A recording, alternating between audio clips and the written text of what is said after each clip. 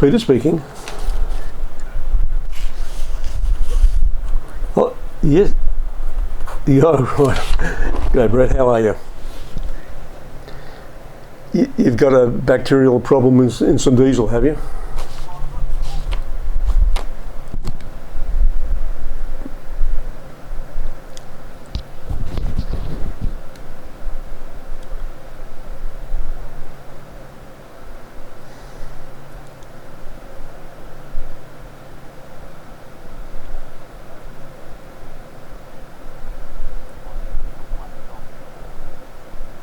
Right.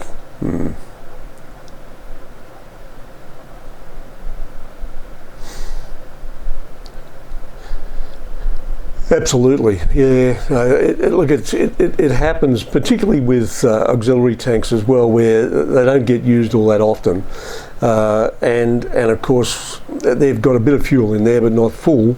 And what actually happens there is that they're breathing. They're breathing every day. Let's say you got a 50-litre tank, for instance, as an auxiliary tank, and you've got 25 litres of fuel in there. You've also got 25 litres of air, and that air has moisture in it. And of course, all it takes is 10 degrees between night and day, and that moisture comes out as condensation, and it forms on the walls of the tank, drains down the walls, and doesn't mix with the diesel, sits on the bottom. Now, as soon as you get that water in there, that condensation, you've got a skim of water on the bottom. All it takes then is a spore coming in from the air that's got a live microorganism on it that survives when it gets into the diesel, finds its way to the bottom of the tank, and you've got everything set up there now. You've got the fact that it's they've got water down there. The microorganism can use the water or use the oxygen out of the water to survive at the bottom of the tank. Now, if there wasn't any water there would never be a possibility of a microorganism surviving. But because you got water, it can survive. And when they're asexual, they can grow on themselves. You know, they can colonise or multiply in their trillions. And now the byproduct of that colonisation is a biofilm.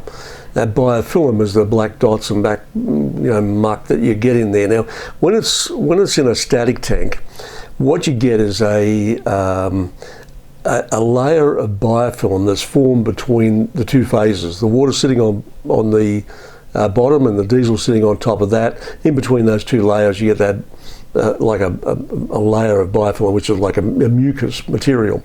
Now, when you've got something that moves, every time the vehicle starts to move, it splashes around, breaks up all that biofilm, and then you get pieces all over the place, on the roof, on the sidewalls, and what have you. And it's what you've got to do to get rid of that is that each one of those pieces is a cluster of microorganisms that have all joined together, and the byproduct of that colonisation is the mucus. Now, what we've got to do is we've got to eradicate all that, but the only way to do that is to fill the tank up.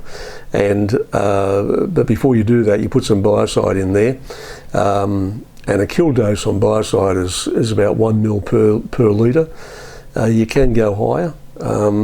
But that's a pretty good dosage rate. Maintenance dose on this stuff is half that. 1 mil per 2 litres. Now, what that's going to do is it's going to kill the microorganism, and it stops the production of that biofilm, the stuff that's blocking the filters, and ends up starving the vehicle of fuel. Now, once you get to that point, all that biofilm muck that gives you the grief eventually is an organic, and as an organic, it will go the way of all organics. It's dust to dust eventually. But if it's a working vehicle and you need to get it back, there's two ways to handle it. Is you can clean the tanks out completely to start off with, and then put a Biocide in there. Because you've got to remember too, we've got lots of guys with semis that have put a steam gurney into the tank and cleaned it all up, and it's like a new penny, and they put some fresh diesel in, and 2 weeks later it's back to the way it was, simply because Well, simply because one of like 40 million of these little bugs can hide in the thread of a nut, so it's almost impossible to eradicate them completely that way. You need to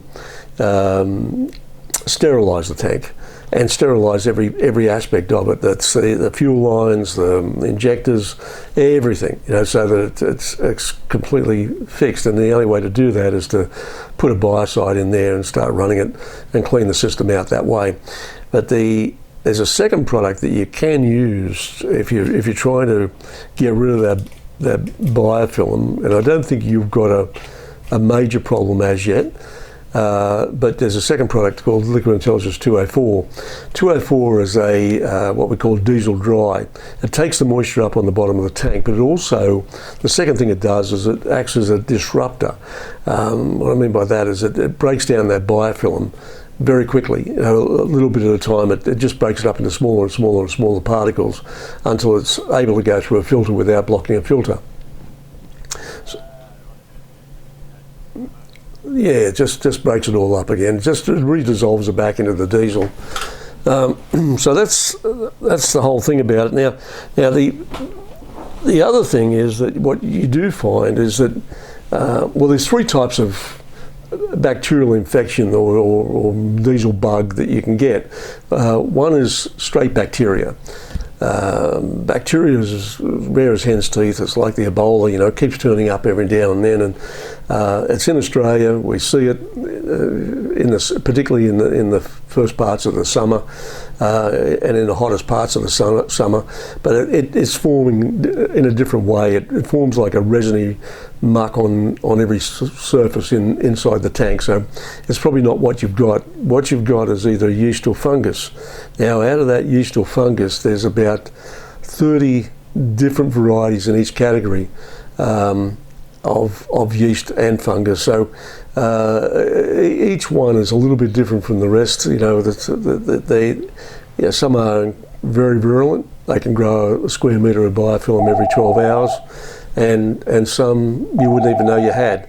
You're probably somewhere in between. Because if you've had a bad one, you'd freaking know it. There was yes.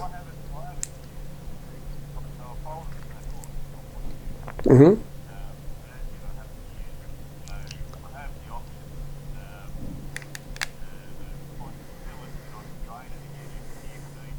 Yes.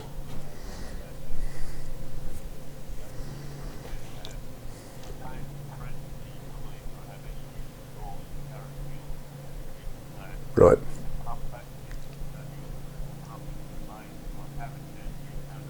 Right. Gotcha.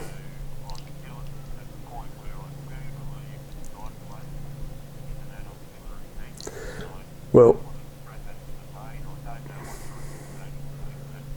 Oh, well, I think all you really need to do here, because you don't need to use the auxiliary tank, all you do is just fill it up with diesel. But before you fill it up, you put some biocide in there and use the splash mix of the fuel going into the tank to mix it all together, and then once it's full, let it do its thing. And all it'll do is, as I said, it's a biofilm, it's organic. It'll break down by itself, and within a couple of weeks you can start to use that tank if you need to, because all that biofilm will just be like dry leaves on the bottom of the tank, just like powder.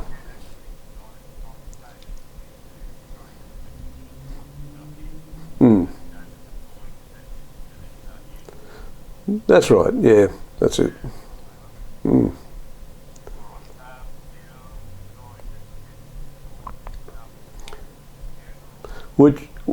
Whichever you feel comfortable doing, we can do it over the phone with a credit card or off our website using PayPal.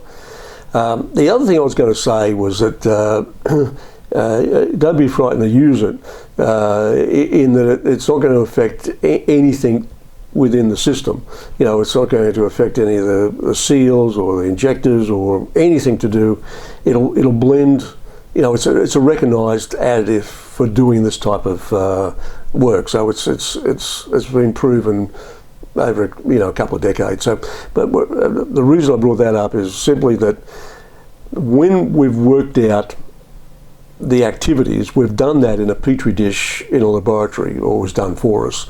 And what we have found over the years is that sometimes there's a big difference between laboratory and reality. So if you wanted to hit it with a sledgehammer, you can. You know, it's at the moment we're suggesting 1 mil per litre. If you went to 2 mils per litre, it won't matter. In other words, double a dose. Yep.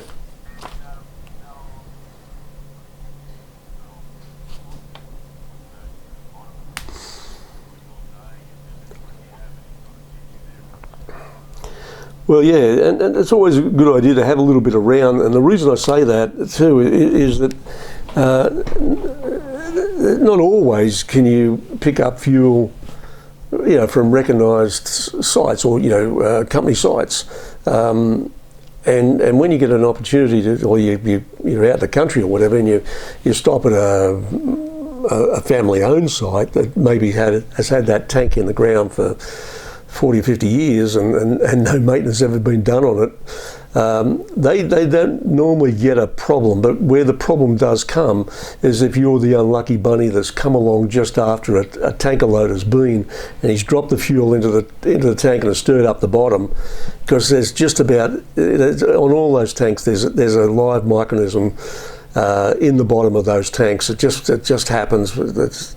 Because now with the sulfur content of diesel now, the high sulfur content of diesel used to prevent this from happening, but because we don't have more than, or less than 1% in there, it happens more often, way more often now than ever did before. And now the only reason you don't get it from these sites when everything's sort of sitting there and it hasn't been stirred up is that the draw-off tube on the bottom of the tank is well above the bottom of the tank.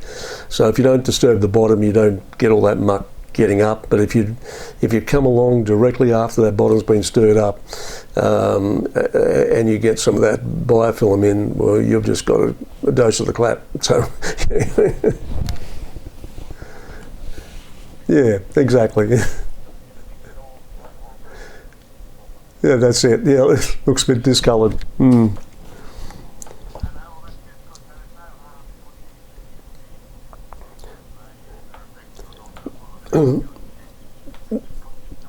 Well,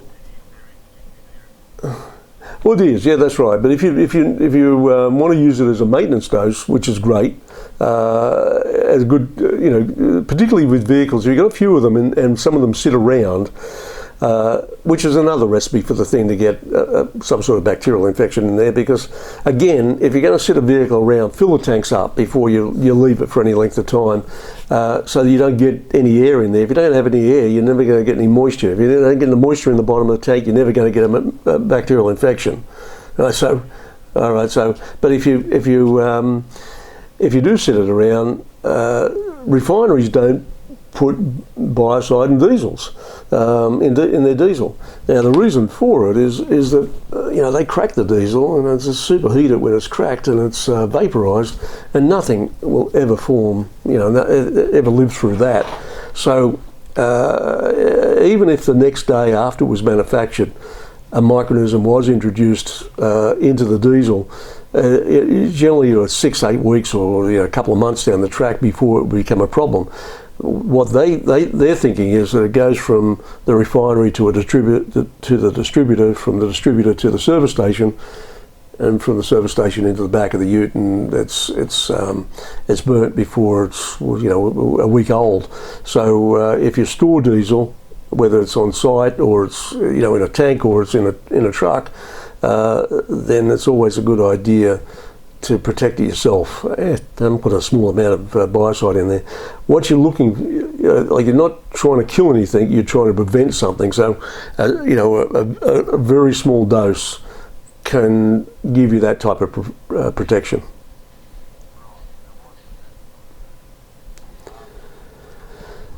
Yeah, well, a mil per litre has traditionally been a kill dose, but 1 mil per 2 litres is adequate, and sometimes even just a splash in there is okay. So, you know, like a 1 litre pack can last you for quite some time.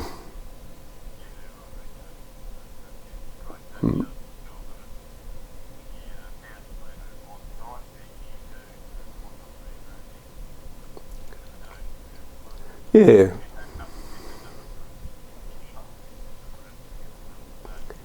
Was a good idea to do something just to be sure. You know, if you're using it regularly, you know, you very rarely have a problem. But when it sits around, you know, like now that there's we got a bit of rain, and a lot of those farms haven't had a crop in the ground out there, you know, since the drought, for you know, like a couple of years now or more. So a lot of the diesel is quite old in those holding tanks they got on site, and as soon as you get this moisture happening with the rain, you get that condensation in there, and then bang, like we get this. We see it happen on almost like a cycling basis. That once you've got that moisture in there, the microorganism that's living in the bottom with a small amount that maybe isn't that virulent starts to go crazy, and you can get you know, every farm vehicle infected very, very quickly. So great idea to yeah, just to give yourself a bit of protection.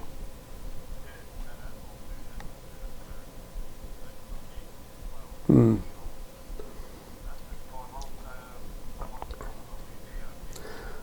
Yeah, how much did you want? If you're going to do the tank, do you want a 5 litre? Yep. Yep. Okay. All right. So so we want 1 litre of 201. All right. That's the one. Yep. That's the Biocide. Now,